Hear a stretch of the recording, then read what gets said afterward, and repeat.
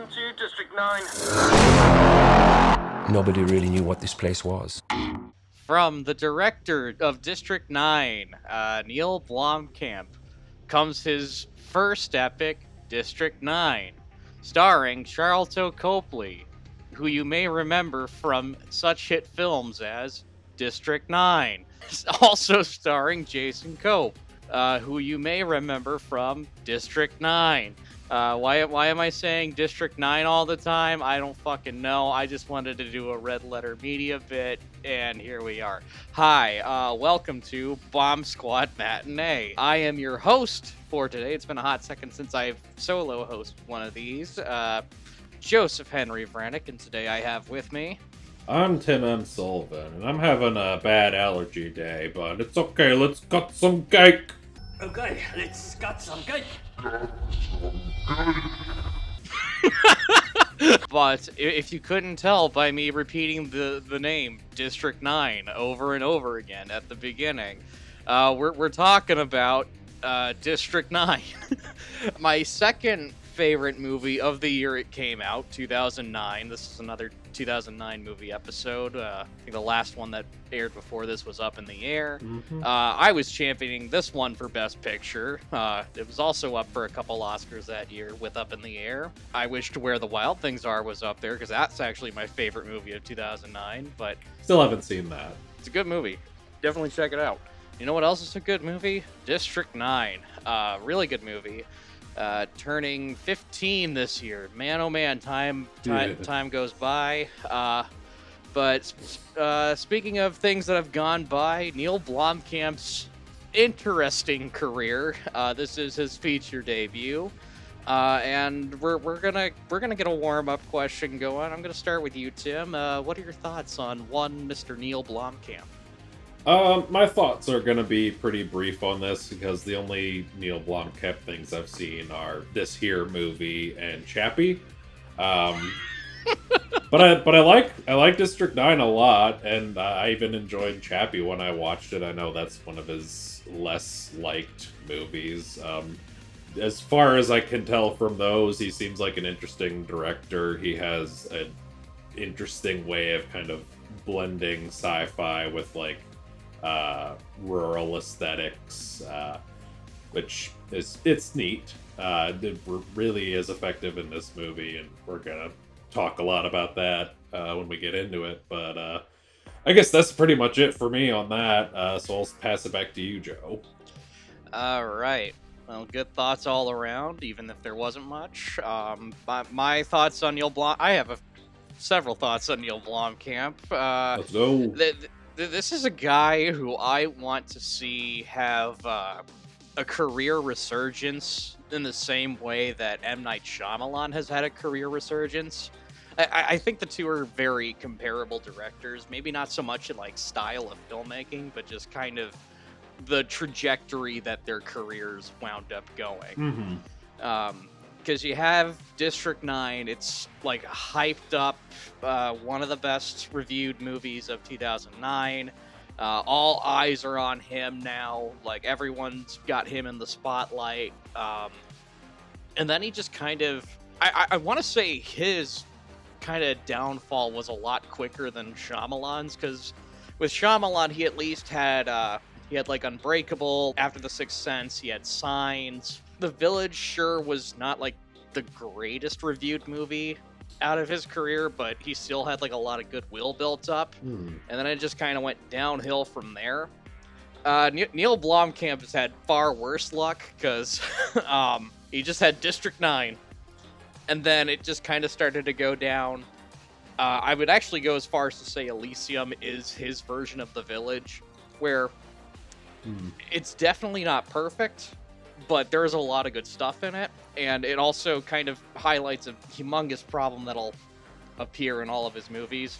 The social commentary, which is very famous in this movie, but it's also famous in a lot of his movies. He forgot how to write it properly. Because, man, oh man, by the time you get to Chappie, it's just beating you over the head with the message. And it's honestly kind of depressing to see where this guy's career has kind of gone since Chappie, because he disappeared for a while. He did like his own like series of short films, which are pretty good. Yeah, when I was just looking at his IMDb, it was like 21 films or something, and like all of them were shorts. Yeah, did mostly short films, came back to feature films, and he made some kind of like AI horror movie during lockdown, I guess. And apparently it's really bad. I've never seen it.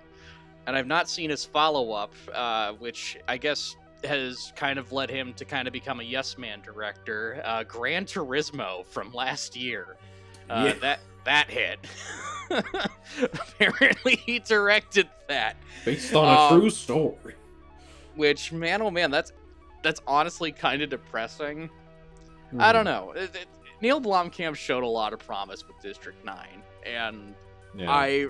I kind of want to see him come back. Maybe get a good writing team to help him out. Because, yeah, his writing really kind of got out of hand. But you want to know where his writing was really good? It was really good in a little movie called Alive in Joburg, which is the short film that got Peter Jackson's attention, and they turned that script into a feature film, and that became District 9. We're coming to you from the entrance of District 9, as today Multinational United sets out to relocate approximately 1.8 million alien residents from their homes. So we're gonna get right into it. Tim, what are your thoughts on District 9? Yeah, so I remember when this came out, I didn't see it like in the theater. I think I recall watching the trailers and thinking like, yeah, this looks okay, I guess, whatever. And then one day I was at my sister's house, and they had the like premium cable channels, and so I just had on one of the Stars channels, and then District 9 came on like right after I turned it on. I'm like, okay, I guess I'll sit here, watch a few minutes of this, and then by the end of it, I was just so enthralled with it. I was like, holy shit, I had no idea. This is amazing. And I hadn't bothered to, like, watch it again since then, but I'm glad I had an opportunity to check it out again, because, yeah, it's still a very good movie, still holds up really well. Like you mentioned, it's definitely good with the social commentary, which I'll get into in a little more depth, but yeah, it's a movie with some really interesting concepts. I'd forgotten that it was like half mockumentary, and mockumentaries are kind of hard to approach because like I'm trying to develop a little mockumentary short film right now, and it's kind of hard to figure out, you know, how to approach certain things, because, you know, some things it's just like, how does that footage exist? And this kind of goes the route of just like, yes, a lot of this is mockumentary and a lot of it is just like straight up narrative, which I think is fair for this kind of movie. Like, it toes the line very well, and I think it approaches both of those things really well. It does a very good job of like portraying what would really happen in this situation if like aliens came onto Earth and weren't like annihilating us. We probably would be doing to them what they're doing in this, you know, subjecting them to the ghettos and exploiting them for their labor and murdering them. If you've been following this channel, you might know that we talked about a movie called Fantastic Planet last year. And this is kind of a similar movie. Like, it kind of feels like a very similar movie, but with the roles reversed, where it's the aliens who are being tormented instead of the humans. And this is the part of my review where I get heavy. Because this is a movie that is inspired by Neill Blomkamp's real-life childhood living in South African apartheid, and boy does it show. It feels very real, very lived in, very true to his authentic experiences, and I feel a little more comfortable to talk about this now than when we were doing that, because Israel has officially been declared an apartheid state, and Netanyahu has officially been declared a terrorist. So, watching this movie right now, I could not help but notice a lot of similarities to the Israel-Palestine situation. Like, particularly the mockumentary stuff. I think there were a lot of parallels to, like, seeing the way they were showing those soldiers, just like, yeah, we're going into these ghettos, getting these aliens. It felt a lot like what we've been seeing with like IDF soldiers posting on their social media with these little selfies, just like felt cute, might do a genocide later. Just that kind of thing. And the one thing in particular that like really stuck out to me is when they're going through that neighborhood and they're like torching the eggs, and they're just like, look, you hear them popping, it's like popcorn. And I'm not even gonna get into what that reminded me of, but let's just say I've seen some images that are gonna haunt me for the rest of my life. Yeah, we're gonna get some angry comments about how I made District 9 political. I can see it right now. Oh man, they're probably the same people that are like, X-Men's gone woke. It's always been woke, you dumb motherfucker. Shut the fuck up and get the fuck off of Twitter. Yeah. But yeah, this movie I think is still very effective. Like it stands the test of time. Like it unfortunately still feels very relevant. And another thing that I think really kind of ties it all together is the lead character Wickus, because I think he's performed really well. I think he's this kind of great depiction of like somebody who is not a hero, but tries to do the right thing in the end, but for his own selfish desires. He feels very real, which I think is something that's really strong about this movie. But yeah, overall, movie good. Back to you, Joe. Movie good. We got a movie good. All right, my time to shine. All right, so where do I begin with this? This movie holds up exponentially well, particularly in its visual effects. I literally just got done watching this movie. For the most part, except for kind of when they get to the giant mech at the end.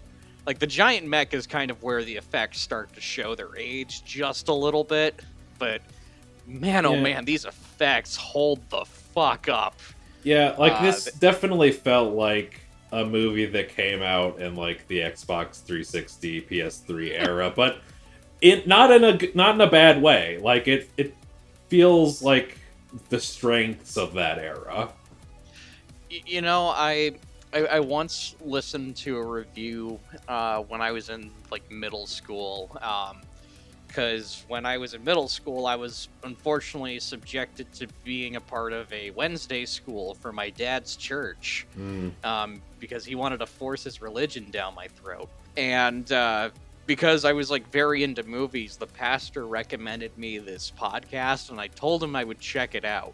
This was 2009, by the way, so a priest recommending a podcast is fucking wild for that time. But it was a, like, Christian movie review channel, and they would, like, review popular movies. And apparently one of their biggest criticisms of the movie was, oh, it feels way too much like a video game. And then they just completely ignore, like, all of the subtext for it and just kind of tear into, oh yeah, it just feels like a very violent video game. That's why I didn't like it. And I'm like, you missed the point of the movie, buddy. Yeah. Whatever. They don't like anything good, so fuck them. All right, back to my actual thoughts on District 9. Effects hold up really well. This movie is shot really fucking well, too. Like, there's, like, still images of this movie where it's, like, it's not a handheld shot that just kind of let the image speak for itself, that are just absolutely breathtaking. In particular, whenever that ship is just in the background of a shot. Like, if there's one thing people remember from this movie, it is that damn ship floating over the city, because it's a very striking image.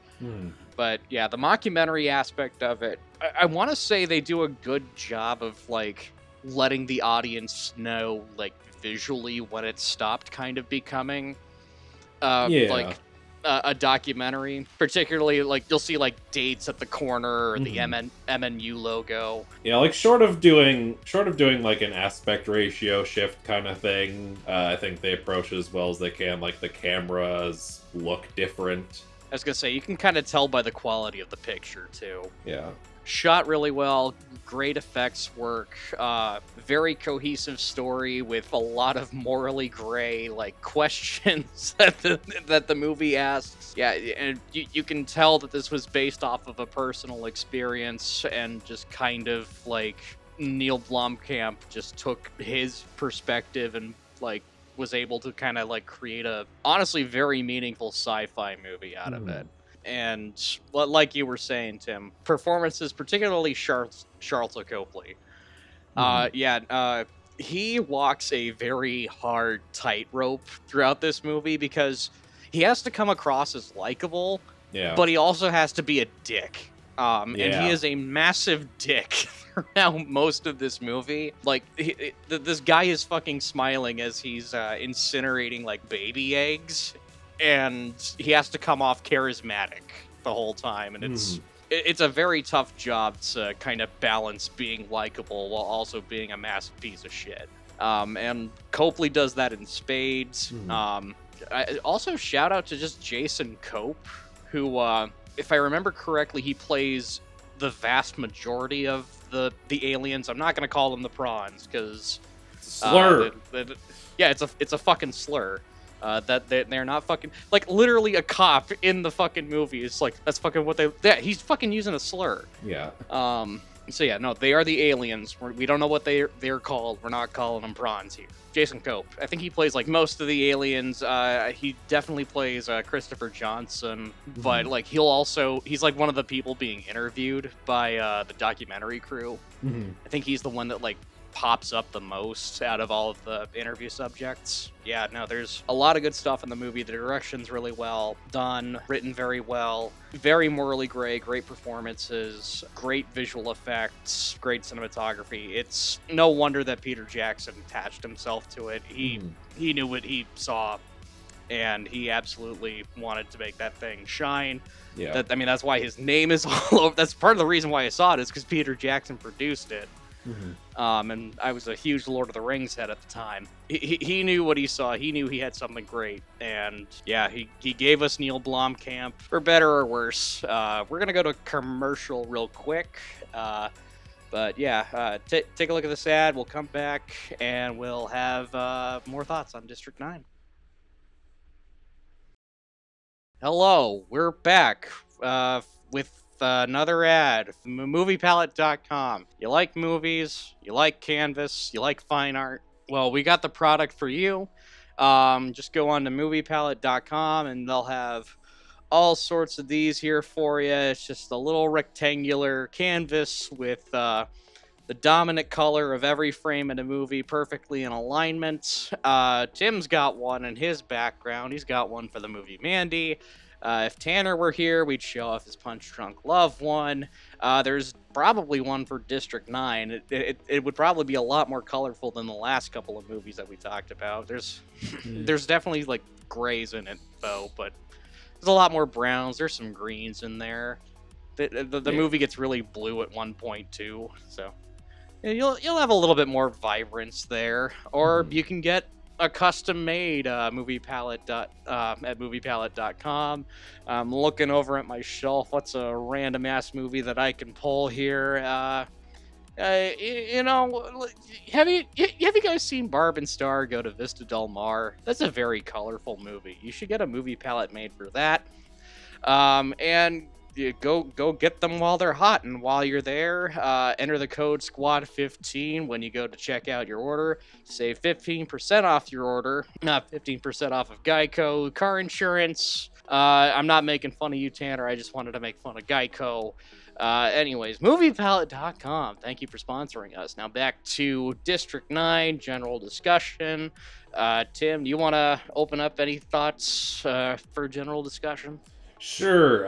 You were kind of talking about the way they depict the Wickus character, and I read something about how apparently, like, the last name that they gave him is like the butt of a series of South African jokes. Like, people who have that last name are supposed to be like the absolute most bumbling dipshits.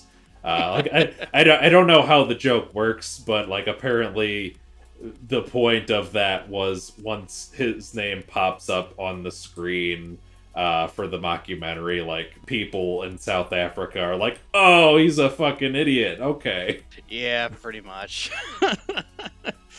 God. I guess I can go into a bit of trivia here, and because we did mention just kind of like video game aesthetics with District 9 in particular.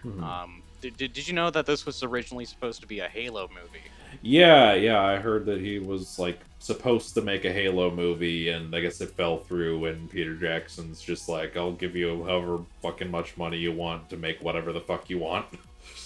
Yeah, that pretty much settles it, the story. Yeah, he, I'm not sure what happened to make a Halo movie fall through, but they did, like, a whole ton of test footage for it. They had props in the works, and then I guess they just were not able to get the funding. So they, like, were trying to find, like, what they could use the money for, as well as the props that they had made. And they kind of just came to the recommendation of, you've got this short film that you made that's, like, really, like, well acclaimed, and that's kind of how we found you. Can you turn it into a feature? And yeah, the rest is history at that point. Yeah, I think, like, that sort of era was just, like, not a good time to try and make a video game movie, because it was, like, after the Uwe Boll era, and before this, like, current resurgence of video game movies trying to be the new Marvel. At that time, you were just basically getting those Resident Evil movies. Yeah. Well, I mean, 2020 is still not even a good time to make a fucking Halo show. They canceled the recent show after 2 seasons because it's not good. It's I've watched a couple episodes of it. It's not good. Yeah. Show bad, and not for the specific reason of Master Chief not wearing his helmet all the time. Like that is absolutely an issue, but it's just not good. It's pretty bad. Yeah, did not watch. Didn't seem interesting. Yeah, you made the smart call. But hey, at least we got Borderlands. I mean, produced by the same company that made District 9, Sony Pictures, TriStar. Yeah. God. So I have a hot take about District 9 that... I'm in the minority of, having been on the internet and seeing people talk about this movie. I don't want a sequel to this. Neill Blomkamp's rumored to have written a sequel to it, probably because he wants to cash in on the success of District 9 and try and get his foot back in the door for bigger stuff. And there's people that are like, but it left so many unanswered questions. Blah, Did blah, it, though? I don't... Not really. Like... Sure, it's left very open-ended what is going to happen once Christopher Johnson gets back to the planet. Honestly, I think the open-endedness of, like, all the questions that it does ask are just much more, like, impactful not having an answer to them. Yeah. Like, honestly, how are we supposed to know that Christopher Johnson just didn't abandon everyone? Like, he just saved his own neck. Or hell, he might, like they even suggest, that he might come back and, like, declare war on the planet. And quite frankly, I don't want to see World War Alien, the sequel to District 9. I don't want to see that. I don't care. Yeah, no, I completely agree. Like, it feels like a standalone story for me. Like, you could make another one, but I don't see much point other than, like, I guess people just want to see if he comes back and see Wickus get restored, if that's even possible or whatever. But I'm just like, I don't need this. I don't need more. I'm happy with what we have. And it feels like when the Watchmen HBO series ended, and, like, I think it was always advertised as a limited series. But then when it was only 1 season, people were like, why'd you leave it off on a cliffhanger? But they didn't. It wasn't a cliffhanger. Yeah. Yeah, this is not a cliffhanger. This is an ending. Yeah. We have resolutions to, like, things that are built up in the movie. There's this happened, such and such. All the aliens were moved into District 10. Blah blah blah. We have answers. Just some of the bigger questions, honestly, I think are a little more interesting left unanswered. Yeah. It leaves so much for your imagination to kind of just fill in the blanks. Yeah, I think too many people just like want everything tied up neatly in a little bow, and that's just not as interesting.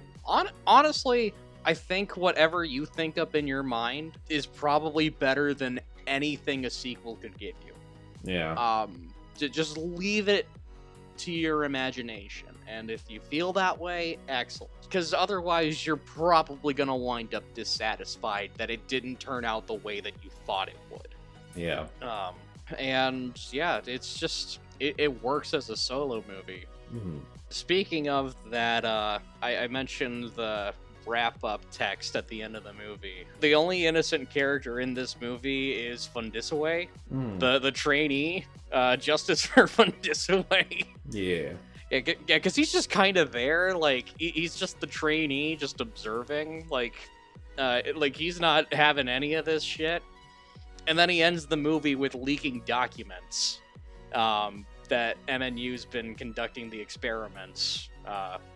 So yeah, the only good person in the movie, and he gets punished. Yeah, I mean that's that's how it works. Yep. You leak that people are doing fuck shit. You're gonna get effed in the B. Yep. What a grim what a grim fucking movie. But you know what? That's okay, because the movie doesn't hold your hand. It lets you kind of linger on a lot of the darker realities of this movie. Yeah. Yeah. Like you had mentioned this scene earlier, Tim. The scene of Vicus, and he's like setting ablaze the alien eggs. But by far and away, I think, in my opinion, probably the most disturbing scene of the whole movie. Oh yeah, 100%. People will always say that the scene of Vicus being experimented on in the laboratory and having to fire on like the live alien is more disturbing, and it is. It's up there.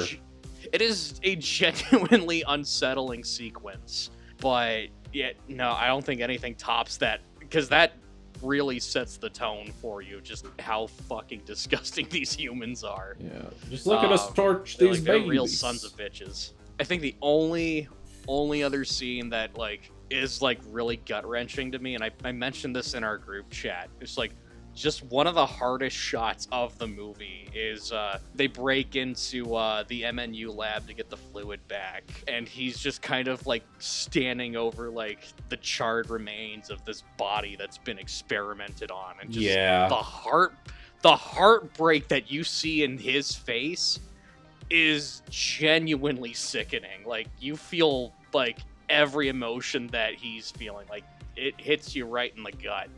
Yeah. And it helps too that they came up with a design for these aliens that, like, there's very much alien, but you can still understand how they're feeling just through facial expression, because those aliens are very expressive. Yeah, I think that's a big part of what makes this movie work, is like, you could, make the argument against certain pieces of fiction that use like aliens or robots to personify like real world struggles with like real people who are dealing with them. But I think what really helps with the way the aliens are depicted in this is that there's a lot of humanity built into them, like both in that like visual facial design and just also in their mannerisms and their demeanors and their personalities. 100%. And I absolutely think that a way that helps those performances feel a lot more human is that there's actually a human on camera doing like motions and they just cover him in CG paint. The motion capture in this is really good, and honestly, another thing that I'm thinking of too is just how much of this movie is practical. Particularly in its sets and prop design. A lot of, especially now, like insert the meme of Sam Jackson not even holding a gun in Spider-Man No Way Home or whatever, whichever one he was in. And it being completely CG. Like, no, those weapons are real. They're actually holding, like, something tangible. Yeah. And it's more impactful because, oh, hey, it's something tangible. Yeah, like, that's kind of what I felt when I rewatched the 2011 The Thing movie. Like, I wish we had the version with, like, the practical effects intact the way they were supposed to be, but even with all the CGI covering everything, like, it felt real because there were those practicals that they're covering. 100%. It's always interesting when you get that. I think that's what a lot of modern movies are missing, because they want to skimp on the practical effects budgets, which is getting exhausting. It is getting very exhausting. Marvel are the biggest names that are just completely moving away from practicality. Did you see that thing about James Gunn's Superman is like literally factoring in extra time for post? I have hope. It might be good, actually. I was gonna say, it's almost like having a filmmaker that knows what the fuck he's doing with practical and like computer effects at the helm might actually make it a good fucking movie. Yeah, I have so much hope for James Gunn's Superman. I mean, I'm a Gunn fan. Of course I do. But, like, yeah, no, they're adding extra time for post so that the effects can look good. From what I'm hearing, a lot of it's shot practically, which is gonna fucking be amazing. Fingers crossed for that one, man. Yeah. This is kind of a random bit, but, like, did you see that meme that was going around earlier this year about, like, aliens discovering the indomitable human spirit? I did not know. There was this meme that was like, when aliens abduct us, but they discover the indomitable human spirit and have been vanquished. And that meme kind of, like, took a weird right-wing turn where, like, right-wingers were, like, talking about conquering aliens across the galaxy with the indomitable human spirit. And I just kept thinking about that watching this movie this time. Oh God, that had to have been an experience. That's I mean, they're already not making themselves look good, but that just adds another level to them not looking good. Yeah. Ugh. I will say though, it's like, despite like the very grim tone of this movie, I do like that there are at least some moments of, like, actual, like, genuine levity throughout the whole movie. And it's all, like, kind of the goofy stuff, too. In particular, like, when it's not trying to unsettle you, the violence in this it's kind of amazing. Yeah, like the one bit where the guy on the, like, tower just gets fucking splatted. The one that I'm thinking of, like, right off the top of my head is the Nigerian gang leader. He gets, like, the probe shot into his head, and it kind of, like, enlarges his head, and the little he lets out as he gets exploded. It's like little Sam Raimi-esque type humor with the violence there, and particularly those, like, last couple of moments. Yeah, there's something about that bit where, like, he grabs the gun with his alien hands, and they're just like, oh shit. Something about that just reminded me of, like, the trailer for Who Killed Captain Alex. Oh my god.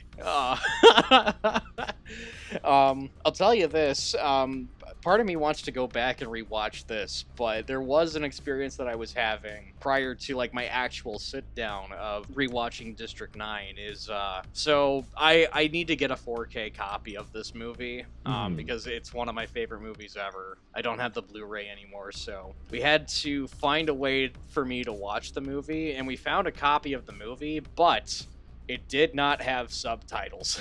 Which would have made the film very interesting to watch, to say the least, because this movie is not just spoken in English, it's spoken in alien language, it's spoken in African languages, so it requires a lot of subtitles. So I found a copy that had subtitles, I watched it for this video. I am curious, because I think a movie could be perfect if, like, you remove the subtitles and you're still able to get the vibe of, like, just the general, like, scene and just kind of the general acting. I want to know, like, what this movie is like without subtitles. It could be an experience. Yeah, like, that kind of reminds me of a conversation I had with one of my brother-in-laws. He was, like, kind of talking about how when he watched the first Avatar movie, it's like, this movie is gorgeous, but I kind of wish I didn't understand anything anyone was saying. Like, just put it in French with no subtitles. Fair enough. Speaking of subtitles and just affecting the quality of the movie, I want to talk briefly about the marketing campaign for this movie. Because there were two versions of the teaser trailer released for this movie. There's a version where it plays out normally. It's like the people of South Africa want these people out of their town. They want them to leave. And they're like really building it up. Hard cut to a shot of the ship, and then it cuts to one of the aliens in like an interrogation room being asked questions. There's one version where the alien's face is just completely like digitized out. It's blurred out. And they're asking him questions. There's no subtitles. So you have no idea what the fuck is going on. And then, I don't know if this led to complaints from people or what the fuck. Because honestly, that's just a great, like, teaser right there for you. But they did release another trailer. It's basically the same thing. But instead of it being censored, like, you see the alien in full view, you see its full face, and it's subtitled. And the entire time he's just like pleading to be let go. He wants to go home, and like they're like, why didn't you leave? Because you attacked us. We have no weapons. We can't harm you. Yeah, it's like it's a very interesting piece of marketing, and a lot of the marketing was like centered specifically around like MNU, which not sure how I feel about that in hindsight, but it really captures your attention. Yeah, and I mean, I think that kind of is a good way of bringing you into the movie thinking you're gonna be on one side of it, and then you watch the movie and realize, oh no, these people are fucked up. Yeah, that makes sense. I guess kind of in a way, it's like if you did that with like RoboCop, just like a bunch of OCP propaganda, and then you watch the movie. Oh yeah, no, these people are corporate scumbags. A little bit. Another movie that's not political, RoboCop. Fucking RoboCop. Love that movie so much. I will say, though, the posters that they made for, like, those viral marketing stuff, where it's like the no aliens allowed sign, yeah, they are very eye-catching. Probably one of the reasons why this movie was a massive hit. It's like, if you put a little bit of money into the marketing of your movie, people might actually see it. Yeah, just look at Longlegs. It worked for Longlegs.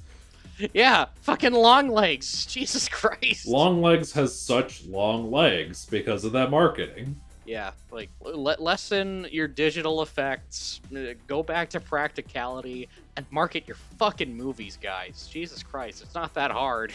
Yeah. Yeah, this movie is just making me very angry about the current state of Hollywood.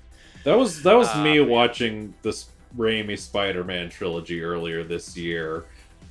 Just like thinking about how good those movies were and how not as good a lot of more recent Marvel movies, but also just blockbusters in general, have been like in the last couple of years. I could watch the most 6 out of 10 ass movie from 2003 and just be like, I think I misjudged you. Yeah, pretty much. I'm thinking about this too. I'm gonna veer a little away from District 9. I'm gonna veer a little more to Neill Blomkamp though, because we mentioned RoboCop. Remember when he was supposed to make a soft reboot to RoboCop? I know. So here's the interesting thing about Neill Blomkamp as a filmmaker, because especially at his height, pre-Chappie, there was a leak of concept art that he had commissioned for a soft reboot for the Alien franchise that he wanted to make. It would have ignored Alien 3, which I think is a bad idea, even if that movie's not the best, but I'll hear him out. Would have ignored Alien 3, would have been a continuation, the characters would have aged, it would have had sole focus on Ripley and Hicks. I don't remember a lot of the other concepts that he had for his Alien reboot thing, but that thing got leaked. He really wanted to make it. Sigourney Weaver was even championing him to make it, because those two worked together on Chappie. And I think a combination of both Chappie failing critically and financially, as well as Ridley Scott just saying no, is probably the reason why we didn't get it. He tried to pivot. I'm bringing RoboCop back. He tried to pivot, and he pitched a similar thing for RoboCop, but I think that lasted even less time than his Alien reboot. Because he got the green light for his RoboCop reboots. Like they wanted him to make it, and he was excited to make it. But I think what wound up happening was Peter Weller said no. Yeah. And then maybe like 2 weeks later, this is not happening anymore. It's kind of sad to see this guy, who made such a good movie, kind of like fall to the wayside, and now he's just making yes man garbage like Gran Turismo. I keep forgetting that he directed that even, and that not only that, but that movie even exists. And yet, the thing about that too is that trailer like premiered when I started working at the Alamo Drafthouse. Yeah. So I would hear it play before like Guardians of the Galaxy every time I had to run food into it. And it got to a point where we were all quoting the trailer to each other, "Puked on my lawn," shit like that. And the music for it that they had in the trailer just kind of became like inspirational Rocky-esque music. But that's the only thing that I can tell you that I remember about the Gran Turismo movie. All right, I'm done shitting on Neill Blomkamp's later career, and I'm done shitting on Gran Turismo, and I can't think of really anything else to say about District 9 off the top of my head, so we're just going to move into our final thoughts. Tim, what are your final thoughts on District 9?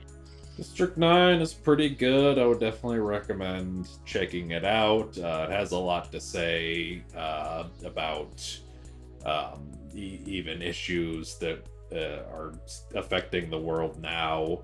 It's probably going to be an evergreen allegory for apartheid and for genocide, and it's not the most fun watch, but it's definitely worth a watch, so check it out. Back to you, Joe.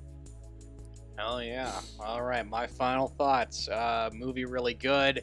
I absolutely love this movie. It's one of the movies that made me want to be a filmmaker. It's definitely a movie to watch if you're interested in filmmaking. There's a lot of great behind the scenes stuff about it, and just like looking at it and watching the movie, you'll learn a lot of good lessons about filmmaking. And it's like you mentioned, it's probably going to be a very important movie for years to come, because let's be honest, humanity's shit.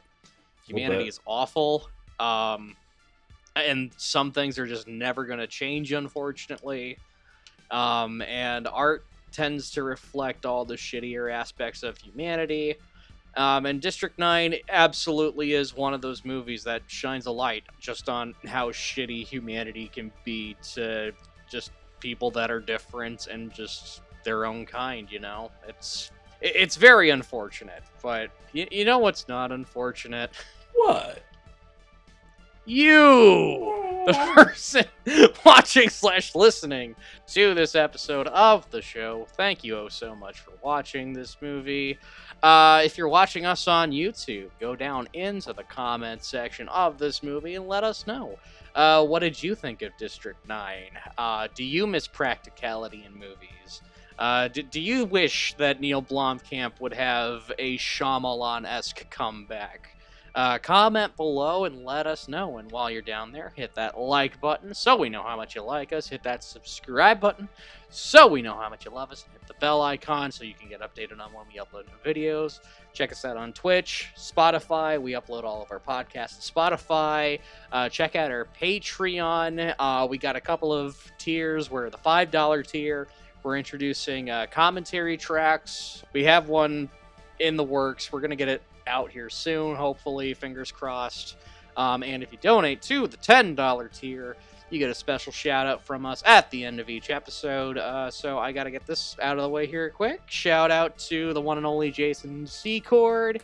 Thank you for being an avid supporter of us on the show. And also, shout out to Tanner's mom, Tanya Kraft. Thank you so much for helping us out here. Love the support. Love the support.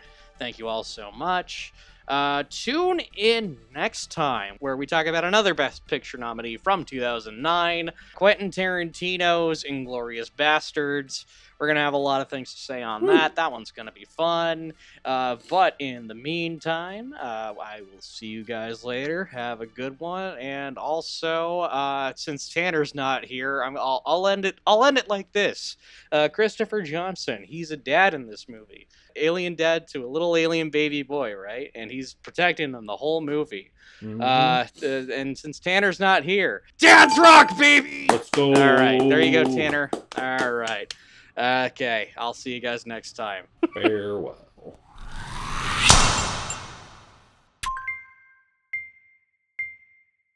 Just slid my ticket across the table and I said, "Sorry guys, I gotta see about a girl."